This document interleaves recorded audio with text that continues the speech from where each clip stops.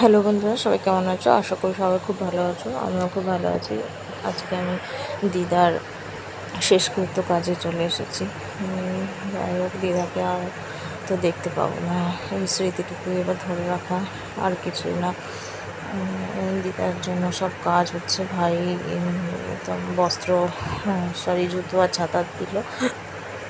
কাজ শেষ হয়ে তারপরে আমাদের এখানে একটা ছোটো মন্দির আছে মামার বাড়িতে, মন্দিরটি দেখতে এসেছি। এরপরে এসছে দিদার ঘরে, আবার ফিরে এলাম।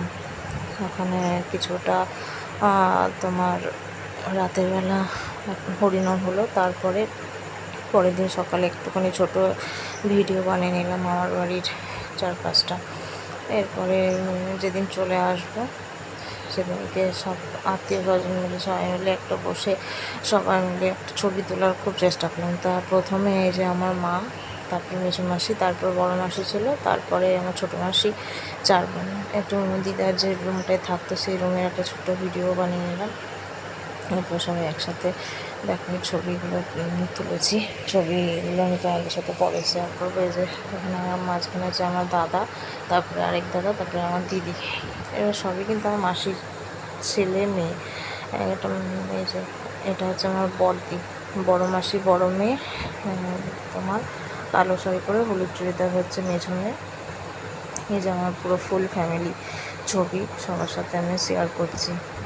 তোমরা আমাদের বাড়ির লোককে যদি কাউকে চেনো তাহলে আমাকে প্লিজ জানিও যে তোমরা আমাদের ফ্যামিলি কাউকে চেনো ঠেনো আমার মামার বাড়ির দিকে বা আমার মাসির বাড়িকে।